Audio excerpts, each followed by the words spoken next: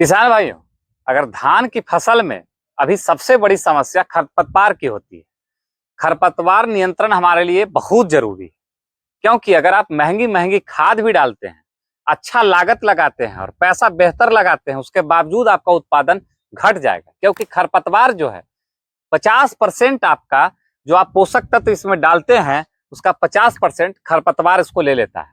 उससे क्या होता है कि आपके मेन फसल, मुख्य फसल जो है, उसकी बढ़ोतरी रुक जाती है और खरपतवार की बढ़ोतरी ज्यादा होने लगती है, तो आपका उत्पादन अल्टीमेटली घट जाएगा।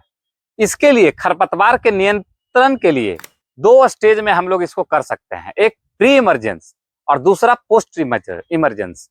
प्री इमरजेंस का मतलब हो गया, इसका मतलब है कि खरपतवार को खेत में उगने ही नहीं दिया जाए। और पोस्ट इमरजेंस का मतलब हो गया कि अगर खरपतवार उग गया है, उसके बाद इसका नियंत्रण कैसे किया जा सकता है।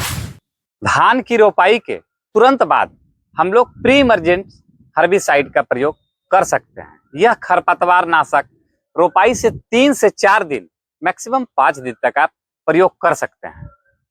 इसके उपयोग करने से आपका जो है घास है, जो खास करके घास का जो जड़ है, घास का टहनी है, घास का बीज है, उसको ये अंकुरन नहीं होने देता है। यह एक केमिकल लेयर पूरे धान के खेत में बना लेता है और अंकुरन नहीं हो पाता है उससे। तो प्री इमरजेंट हर्बिसाइड का प्रयोग खास करके हम लोग को रोपाई के समय, खास करके रोपाई के 3 से 4 दिन बाद हम लोग को करना जरूरी है।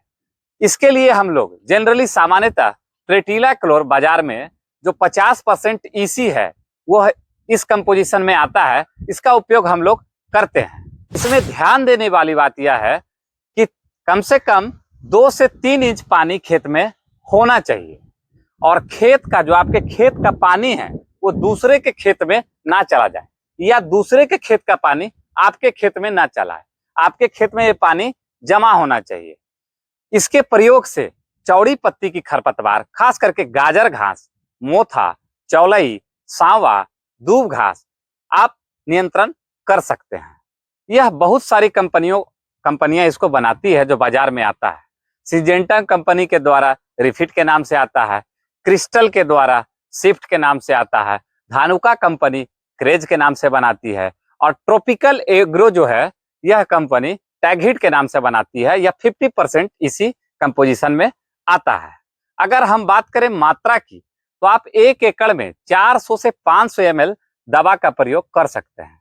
इस ट्रेटिला क्लोर के अगर वैकल्पिक दवा की बात करें, तो उसके साथ साथ आप लोग पायराजोस सल्फ्यूरन इथाइल जिसको कहते हैं, वो बहुत सारी कंपनियां उसको बनाती है। साथी हो गया, टैगहिट हो गया, बहुत सारी कंपनियां उसको बनाती है।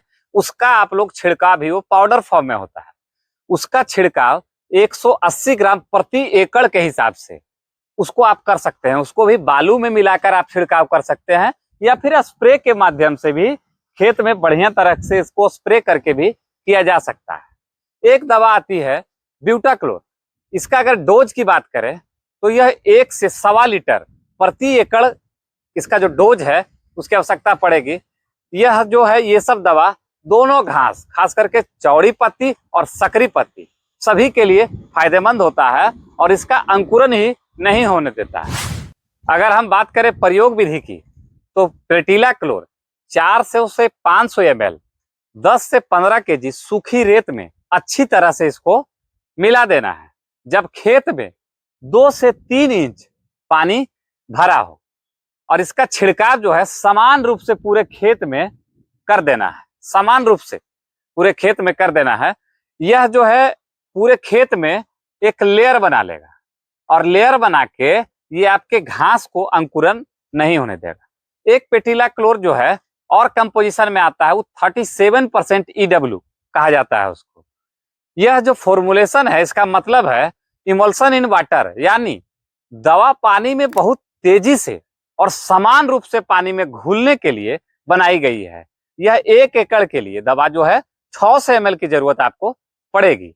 इस दवा की खासियत यह है कि इसके लिए रेत वेत की आवश्यकता नहीं पड़ती है, इसके लिए बालू की आवश्यकता नहीं पड़ती है। इस दवा को सीधे बॉटल लेना है और बॉटल को सब जगह जाके थोड़ा समान रूप से छिड़क देना है। एक छेद कर देना है बॉटल में, 1 या 2 छेद कर देना है, और उसको पिचकारी के टाइप का ले जाके हर एक जगह पर इसको छिड़क देना है। अगर हम बात करें पोस्ट इमरजेंस की, इसका मतलब है कि अगर आपका धान बड़ा हो गया है और उसमें खरपतवार उग गए हैं तो उसके निराकरण के लिए क्या करना है। इस समय बहुत ज्यादा समस्या होती है। समस्या क्या होती है कि आपका धान जो है वो भी पोषक तत्व खींचता है और उस समय आपका जो घास है वो भी पोषक तत्व खींचता है। तो दोनों के बीच में अच्छा लड़ाई और कंपटीशन चलता है। सूर्य के प्रकाश के लिए, पोषक तत्व के लिए, जल के लिए। उसके साथ साथ अगर ज्यादा घना दिखेगा, अगर घास ज्यादा बढ़ जाएगा और धान भी आपका बढ़ जाएगा तो अंदर हवा का प्रवेश नहीं होगा। अगर हवा का प्रवेश नहीं होगा तो पौधे की, आपके मेन जो पौधा है उसकी वृद्धि भी रुक जाएगी। तो उसको ध्यान में रखते हुए हमको पोस्ट इमरजेंस में भी खरपतवार नाशक का प्रयोग जरूर करना है। इस पे हमको ध्यान देना है। इसके लिए जो हम दवा बता रहे हैं, जनरली हम लोग बिस्पेरिवेक सोडियम जो कि 10% SC, यह जो खरपतवार नाशक है, यह चौड़ी पत्ती और सकरी पत्ती दोनों तरह के जो खरपतवार होते हैं उसको नियंत्रण करने के लिए लाभकारी है। इसका मात्रा जो है 120 ml प्रति एकड़ के हिसाब से आप लोग डाल सकते हैं। ये बहुत सारी कंपनियां बाजार में बहुत सारे नाम से आता है। नॉमिनी गोल्ड आता है, नामी आता है, ग्रीन लेवल का आता है, लेकिन कंपोजिशन जो रहेगा वो बिस्पेरिवेक सोडियम 10% SC ही रहेगा। और इसके साथ साथ अगर आप चाहते हैं कि बेहतर नियंत्रण हो तो इसके साथ एक चीज और मिलाना है, metsulfuron methyl 10% plus chlorimuron ethyl 10% WP। मात्रा जो है इसका रहेगा वो 8 ग्राम प्रति एकड़ के हिसाब से। ये भी रैपर में आता है, पाउडर फॉर्म में का है। इसको भी हम लोग इसके साथ घोलकर मिलाकर इसका प्रयोग कर सकते हैं। क्या क्या ध्यान देना है कि जब खेत में उस समय पानी ज्यादा ना हो, इसका जब प्रयोग करना है उस समय खेत में पानी बहुत ज्यादा भरा ना हो, ना कि बहुत कम हो। खेत में पानी एकदम कादो जैसा रहे, मिट्टी भीगा रहे, इतना पानी होना चाहिए। 150 से 200 लीटर पानी में मिलाकर इसको आप स्प्रे कर सकते हैं। जब खरपतवार 3 से 4 पत्ती का दिख रहा हो, 3 से 4 पत्ती, 3 से 4 लीफ का हो, उस समय आप उसको दोनों को मिलाकर प्रयोग कर सकते हैं। इसके साथ साथ बेहतर प्रदर्शन, जो दवा है उसका बेहतर प्रदर्शन हो, उसके लिए आपको स्टिकर का भी उपयोग करना है, जो दवा की इफिशियंसी को ये बढ़ाएगा। स्टिकर, कोई भी स्टिकर बहुत सारा कंपनी का बाजार में आता है, उसका आप मिला के इसके साथ इसका स्प्रे आप कर सकते हैं। स्प्रे जो करना है, स्प्रे करने के 48 से 72 घंटे बाद दोबारा फिर इसमें पानी आपको भर देना है। यह पानी जो है वो 4 से 5 दिन तक कम से कम भरा हो। आप दवा का प्रयोग करें उस समय पानी कीचड़ सिर्फ रहना चाहिए, उस समय ज्यादा पानी नहीं रहना चाहिए। उसके बाद आपको क्या करना है, 48 से 72 घंटे के अंदर आपको फिर से उसमें पानी डाल देना है। अब पानी डालने के या पानी 4 से 5 दिन तक उस खेत में रहने देना है। उससे क्या होता है कि अगर खेत में पानी 4 से 5 दिन तक अगर आपका रह गया तो उसमें ऑक्सीजन मिलना बंद हो जाता है, जिससे खरपतवार का नियंत्रण हो जाता है और खरपतवार सड़ जाता है। तो आज के वीडियो में मैंने आपको प्री इमरजेंस और पोस्ट इमरजेंस दोनों समय में कैसे खरपतवार को नियंत्रण कर सकते हैं उसके बारे में विशेष जानकारी उपलब्ध कराई। धन्यवाद।